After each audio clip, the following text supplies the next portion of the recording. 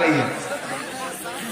ये आहट उनको मिल गई थी, इसीलिए योगी जी पहले मथुरा से लड़ना चाह रहे थे, फिर अयोध्या से, फिर उनको कहा गया कि नहीं नहीं लौट के गोरखपुर ही जाना है तो वहीं से लड़िए, वहीं रहिए, ज्यादा ठीक रहेगा, पहले से ही शिफ्ट हो जाइए। लेकिन पूरी जिम्मेदारी से एक बात कह रहा हूं कि जो ये नैरेटिव बनाते हैं कि सरकार बन रही है, सरकार बन रही है, हाँ ये सच है कि भारतीय जनता पार्टी की सरकार जा रही है, लेकिन ये भी सच है कि उत्तर प्रदेश में आने वाली कोई भी सरकार बिना कांग्रेस पार्टी के नहीं बनेगी, नहीं बनेगी, नहीं बनेगी। ये सच्चाई है। जो कहते हैं कि असेंबली जा रही है साइकिल, उन्हें बताइए कि भैया जब तक साइकिल को हाथ का सहारा नहीं मिलेगा साइकिल खड़ी नहीं हो पाएगी। हाथ जरूरी है, बहुत जरूरी है। मैं कविता आपको सुनाता हूं। 2014 में याद है क्या कहते थे? मैं चौकीदार हूं, देश के खजाने की चाबी मुझको सौंप दो, मैं देश नहीं लुटने दूंगा। याद है ना? और आप सबने भरोसा करके वोट भी दिया। फिर क्या हुआ? लाखों करोड़ लेके विजय माल्या भाग गया, फिर नीरव मोदी भागा, फिर गुजरात के इतने बड़े बड़े व्यापारी हजारों लाखों करोड़ लेके भाग गए कि चौकीदार जो है वो खाली सीटी ही बजाता रहा। तो अब मेरा मन करता है मैं उससे कविता में एक सवाल पूछूं कि कहां सोया है चौकीदार, कहां सोया है चौकीदार, पेट्रोल ने सेंचुरी मार ली, गैस 800 पार, कहां सोया है चौकीदार, कहां सोया है चौकीदार, चाय बेचने वाला पूरा भारत बेच रहा है। उधर पार्लियामेंट में नाराज हो गए मोदी जी, राहुल जी से बोले बताओ 70 साल में कांग्रेस ने क्या बनाया। राहुल जी शरीफ आदमी है, मैं होता तो कह देता कि मोदी जी जिस स्टेशन पे आप चाय बेचते थे वो भी कांग्रेस ने ही बनाया था, ये क्यों पूछ रहे हो कि क्या बनाया। चाय बेचने वाला पूरा भारत बेच रहा है, इसी काम में हासिल से महारत बेच रहा है। रेल बिक गई, तेल बिक गया, बिका हवाई अड्डा, रेल बिक गई, तेल बिक गया, बिका हवाई अड्डा, सब कुछ बिकता देख के खुश हैं अपने जेपी नड्डा। जनता महंगाई की मारी करती हाहाकार, कहां सोया है चौकीदार, कहां सोया है चौकीदार। और बारियाबाद वालों ज्यादा कुछ नहीं, लेकिन आपसे ज्यादा जाते इतना कह के जा रहा हूं कि आसमां जलती जमीन पर नहीं आने वाला, आसमां जलती जमीन पर नहीं आने वाला, अब कोई और पैगंबर नहीं आने वाला, अब कोई और पैगंबर नहीं आने वाला। प्यास कहती है चलो रेत निचोड़ी जाए, प्यास कहती है चलो रेत निचोड़ी जाए, अपने हिस्से में समंदर नहीं आने वाला, अपने हिस्से में समंदर नहीं आने वाला, आसमां जलती जमीन पर नहीं आने वाला। जितने लोगों ने सताया है पिछले 5 साल में, हम तो अल्लाह उनसे कह रहे हैं, आवाम का है, किसान का है, सवाल लोगों की जान का है। आवाम का है, किसान का है, सवाल लोगों की जान का है। हैं जो भी शामिल, हैं जो भी कातिल, हैं जो भी शामिल, उन्हीं से इसका जवाब लेंगे, सनद रहे सब हिसाब लेंगे, सनद रहे सब हिसाब लेंगे, सनद रहे हम हिसाब लेंगे। जमहूरियत को कुचलने वाला ये काम तेरा नहीं चलेगा। यहाँ पे हिटलर मुसोलिनी सा निजाम तेरा नहीं चलेगा। गुरूर वाली नुमाइशों से तुम्हारी हर एक साजिशों से, तुम्हारी जेलों की ऐसी तैसी डराओ मत आजमाइशों से। सहरज़दा आफ़ताब लेंगे, लहू लहू इंक़लाब लेंगे। सनद रहे सब हिसाब लेंगे, सनद रहे सब हिसाब लेंगे। सनद रहे हम हिसाब लेंगे। आखिर में जाते जाते आपसे दो छोटी शिकायत। पहली है कि सुबह जब आप चाय की दुकान पे बैठते हैं तो 2 मिनट में सरकार बना देते हैं और 2 मिनट में बिगाड़ देते हैं। लेकिन जिस दिन वोट देने जाना होता है उस दिन आपको लगता है कि कौन जाए, बहुत गर्मी है, धूप में जाके कौन लाइन में लगे। सुनील तो चुनाव जीत ही रहा है, कौन जाके एक वोट से क्या हो जाएगा। नहीं, अपने एक एक वोट की ताकत पहचानिए। माए बहने, आपसे खास तौर से कह रहा हूं कि जिस दिन वोट है उस दिन सुबह घर में तब तक चूल्हा मत जलाइए जब तक परिवार का हर सदस्य जाकर के वोट दे करके वापस न लौट आए। घर में कोई जिद करे कि चाय बना दो तो आप कह दो नहीं, माचिस की तीली तब जलेगी जब वोट देकर के आ जाओगे, उससे पहले नहीं जलेगी। तो अपने घर से एक एक वोट लेकर के निकलिए, जाइए, हाथ के पंजे के सामने वाला बटन दबाइए और भाई सुनील राम को जिताइए। और सुनील को आपने जिता दिया तो मैं एक वादा कर रहा हूं, आज मैं शायद अपनी जिंदगी की सबसे कम भीड़ में खड़ा हूं, लेकिन मैं पूरी जिम्मेदारी से एक बात कह रहा हूं। आपके बीच में आके मुझे महसूस हुआ कि मैं असली गांव में आया हूं, अच्छे लोगों के बीच में आया हूं। मोहब्बत का अगर इम्कान होता तो घर में मीर का दीवान होता। तेरी महफिल में आकर सोचते हैं ना आते तो बड़ा नुकसान होता। मुझे खुद बहुत अच्छा लगा आपके बीच में आके, लंबा सा सफर। फिर मुझसे पार्टी ने कहा कि काफी दूर है, आप हेलीकॉप्टर नहीं हो पा रहा है, क्या करेंगे। मैंने कहा गाजीपुर जाने का मौका है, उस सरजमीन की धूल को पलकों से लगाना है, पैदल भी जाना पड़े तो जाऊंगा, मैं जरूर जाऊंगा, मैं होके आऊंगा वहां पर। मैं आपके बीच हाजिर हूं, देर से आया उसके लिए माफी चाहूंगा, क्योंकि इससे पहले किराकत में जनसभा थी तो वहां पास में अमित शाह जी आ रहे थे, तो इस वजह से प्रोग्राम का जो हमारा परमिशन था टाइम का उसको कैंसिल करके आगे बढ़ाया गया। तो मुझे ऐसा लगा कि अमित शाह जी और नरेंद्र मोदी जी ने सोच लिया है जहां जहां मैं जाऊंगा वहां वहां वो जाएंगे और डिस्कस करते रहेंगे। लेकिन मैंने भी सोच लिया है वो जहां जहां जाएंगे मैं उनका पीछा करता रहूंगा, उन्हें छोड़ूंगा नहीं। और लगातार पिछले 5 साल में, पिछले 7 साल में उत्तर प्रदेश ही नहीं बल्कि पूरे देश में जो नफरत और महंगाई का माहौल खड़ा किया है भारतीय जनता पार्टी की सरकार ने, उसके खिलाफ बात करने की आवश्यकता है, जरूरत है। यहां बड़ी तादाद। सुनील बहुत अच्छा चुनाव लड़ रहे हैं और जा करके अपने लोगों से अपील करो।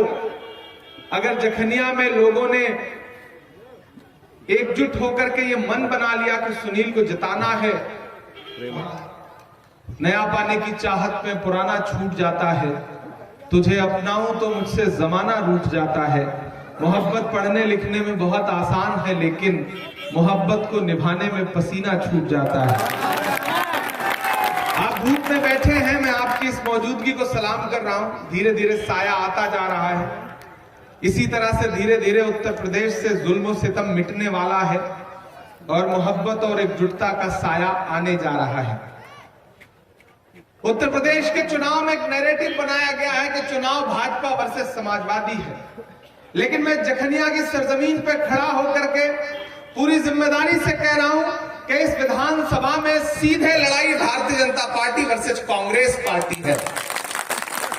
अब आपको यह फैसला करना है कि मौजूदा सरकार ने 5 साल में जो अहंकार दिखाया है, जो महंगाई दी है आपको तोहफे में, जो आपस में लड़ाने के लिए नफरत दी है, आप उससे नाराज हैं या नहीं?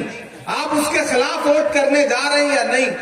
मैं पूरी जिम्मेदारी से कह रहा हूं कि पिछले 5 साल में भाजपा ने उत्तर प्रदेश को नफरत और महंगाई के अलावा कुछ नहीं दिया। वो डीजल पेट्रोल जो 58 रुपए और 65 रुपए लीटर था, आज 100 रुपए के पार पहुंच गया है। और इंतजार करिए, 7 तारीख को चुनाव संपन्न होने दीजिए। मोदी जी इंतजार कर रहे हैं, कम से कम 10 रुपए पर लीटर बढ़ाने जा रहे हैं रेट। ये सारे चैनलों पे चलने लगा है। तो इसलिए अगर आपको लगता है कि 65 रुपए और 58 रुपए वाला डीजल पेट्रोल 100 रुपए के पास पहुंच गया है, सरकार ने आपकी जेब लूटने का काम किया है, तो आपको उसके खिलाफ वोट करना है। वो रसोई गैस जो 400 की थी आज 1000 रुपए के पार पहुंच गई। यहां माएं बहनें बैठी हैं, आप सुबह जब रसोई में सब्जी बनाने के लिए कढ़ाई में सरसों का तेल डालती हैं तो उसके साथ आंसू भी गिरता है, क्योंकि जो तेल 70 रुपए में था वो 200 रुपए के पार पहुंच गया। क्या कह के आए थे कि बहुत हुई महंगाई की मार, अब की बार भाजपा सरकार। क्या महंगा नहीं कर दिया? सब्जियां महंगी हो गई, अनाज महंगे हो गए, डीजल पेट्रोल महंगा हो गया, तेल महंगा हो गया, सरसों का तेल महंगा हो गया। और अहंकार की बातें यह है कि योगी बाबा पूरे प्रदेश में घूम के कह रहे हैं कि हम 5 किलो राशन फ्री देंगे। उत्तर प्रदेश वालों, मैं गाजीपुर की जमीन पर खड़ा हूं।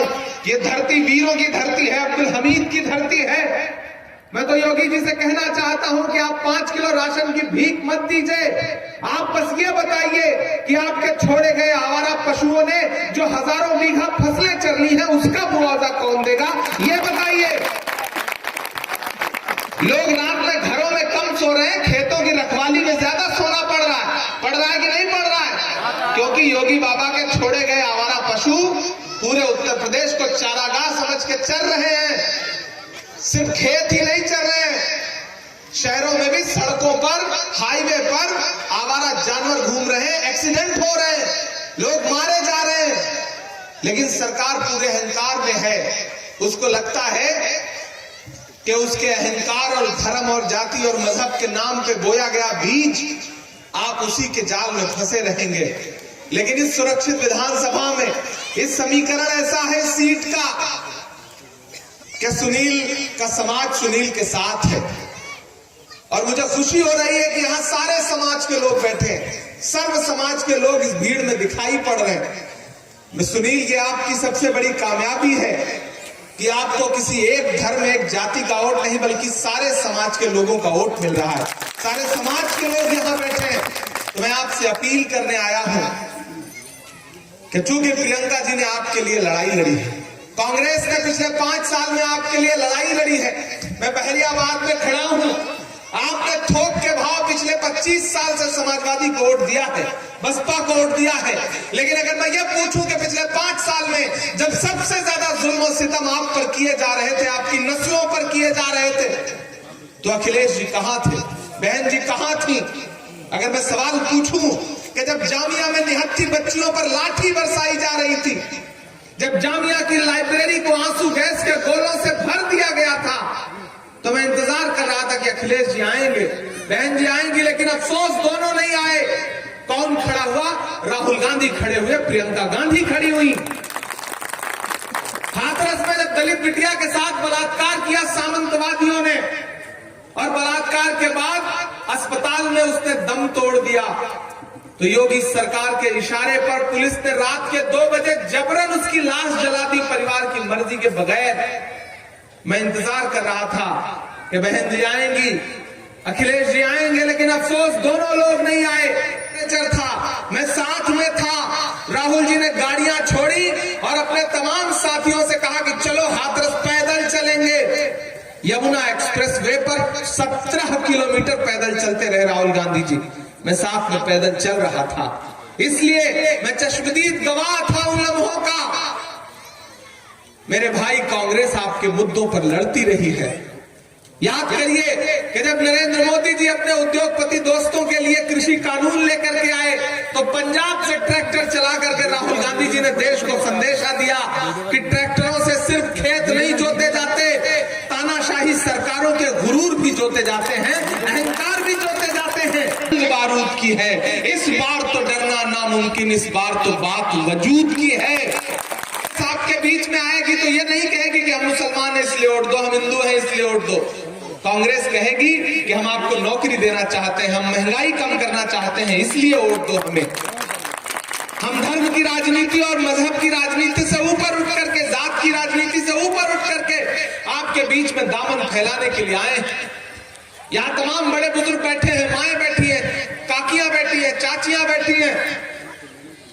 महान बादशाह सिकंदर ने यूनान फतेह किया। यूनान जीतने के बाद वो जीत का जश्न मनाने शहर की सड़कों पर निकला तो उसने देखा कि सारा शहर जश्न मना रहा है, लेकिन एक फकीर जो है वो पेड़ के नीचे सो रहा है। सिकंदर को गुस्सा आया, सिकंदर उतरा और उस फकीर के पास गया और उसे जोर की एक लात मारी और लात मार के कहा, क्यों रे फकीर, मैंने शहर जीत लिया और तू सो रहा है? तो फकीर ने नींदी आंखों से सिकंदर को देखा और देख करके कहा कि शहर जीतना बादशाह का काम है, लेकिन लात मारना गधे का काम है। क्या ईश्वर की दुनिया में आपने गुल्लक में, आटे के डब्बे में, पल्लू में पति से छुपा के, बच्चों से छुपा करके, परिवार से छुपा के कुछ पैसे जोड़ के रखे थे? क्योंकि मेरी माँ भी ऐसे रखती है इसलिए मैं जानता हूं कि ऐसा ही होता है। आटे के डब्बे में पैसा छुपा के रख दिया, गुल्लक में रख दिया, कहीं पल्लू में बांध दिया। लेकिन एक दिन मोदी जी आए टीवी पे, बोले आज से 500 और 1000 का नोट बंद, चलो सब बैंक में जमा करो। आप सबको बैंक की लाइन में लगवाया था या नहीं लगवाया था? सबको लगवाया था। 125 से ज्यादा लोग मरे थे बैंक की लाइन में लगे लगे। क्यों जमा करवाया था? क्योंकि वही पैसा अपने दोस्त अडानी और अंबानी को देना था, आपसे छीन करके। इस देश को सिर्फ 4 लोग चला रहे हैं, 2 बेच रहे हैं, 2 खरीद रहे हैं, चारों गुजरात से हैं। नहीं लेंगे नहीं, आप जान जाएंगे कि नरेंद्र मोदी, अमित शाह, अंबानी और अडानी की बात कर रहे हैं। 2 बेच रहे हैं, 2 खरीद रहे हैं। बहरिया वालों, जखनिया वालों, सुनील आपके अपने हैं। मैंने सुनील की बातों में एक सच्चाई देखी है। अब तक किसी ना किसी को जिताते ही चले आए हो, तो एक बार इसी बेटे पे भरोसा कर लो।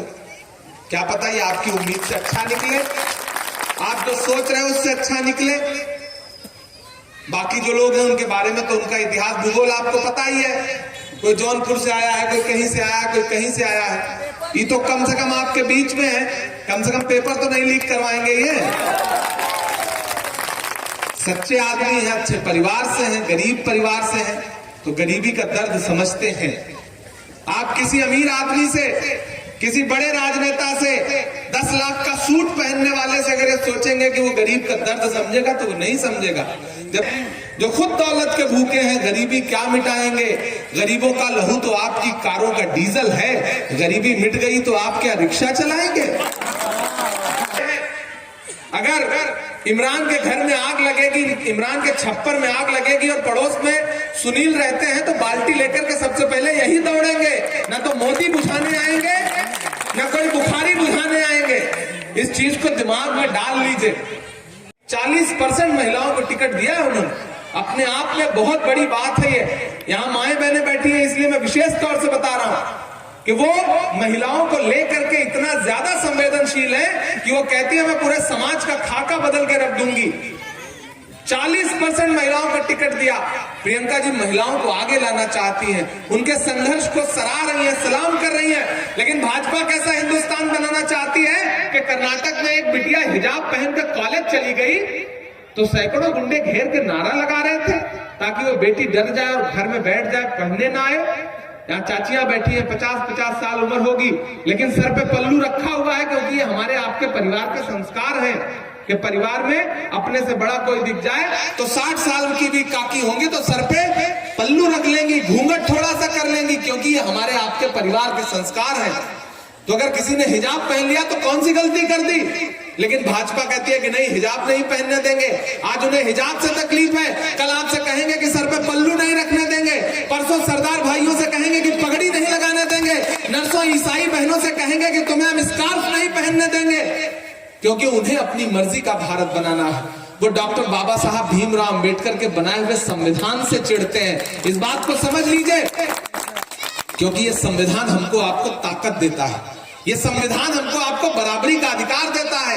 ये लोकतंत्र हमको आपको बराबरी का अधिकार देता है। जिस लोकतंत्र का सपना पंडित नेहरू, महात्मा गांधी और मौलाना आजाद ने देखा था, वो लोकतंत्र, वो जमहूरियत ये ताकत देती है कि जितना नरेंद्र मोदी के वोट की अहमियत है, उतना ही सुनील राम के भी वोट की अहमियत है। जितना अनिल अंबानी, गांधी जिंदा है, जब तक सोनिया जी जिंदा है, जब तक प्रियंका गांधी जिंदा है, जब तक गांधी परिवार है, जब तक कांग्रेस पार्टी है, भाजपा की किसी भी तानाशाही को हम चलने नहीं देंगे। हम उसके खिलाफ खड़े रहेंगे।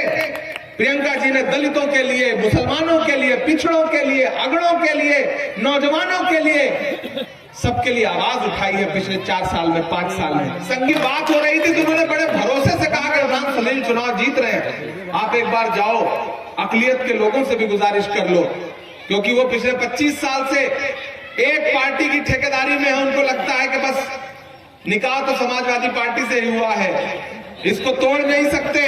लेकिन मैं आपसे एक बात पूछना चाहता हूं अकलियत के साथियों, कि बताओ पिछले 5 साल में अखिलेश आपके लिए किसी मुद्दे पे खड़े हुए हैं? जिम्मेदारी से मुझे बताना। नहीं खड़े हुए। आप मुझे जानते हो, आप मुझे चाहते हो, मेरी नज़्में सुनते हो, मेरे लिए दुआ करते हो। जब मैं नजीब की मां के आंसुओं के लिए नज़्म पढ़ता हूं तो आप भी रोते हो मेरे लिए, आप मेरी सलामती के लिए दुआ करते हो। मैं उस बुनियाद पर कह रहा हूं कि सच में नहीं खड़े हुए। और सहारनपुर से लेकर के गोरखपुर तक देख लो, आपके कितने मजबूत नेताओं के टिकट काट दिए, किनारे लगा दिया, तस्वीर खिंचवाने को तैयार नहीं है। लेकिन कांग्रेस पार्टी ने मेरे जैसी एक बेबाक आवाज को, एक बेखौफ आवाज को और आपके लिए मुसलसल बोलने वाली आवाज को सीधे माइनॉरिटी डिपार्टमेंट का राष्ट्रीय अध्यक्ष बना करके बिठा दिया और ये संदेशा दिया कि हम आपकी आवाज से भाग नहीं रहे।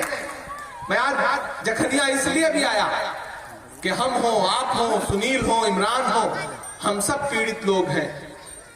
दशकों से हमारे साथ उत्पीड़न हुआ है, जुल्म हुआ है, हमारी नस्लों के साथ जुल्म सितम हुआ है, सत्ता की ताकत के भरोसे। ऐसे में अगर सुनील जैसा व्यक्ति जीतेगा तो ये अपने समाज के लिए कुछ करेगा।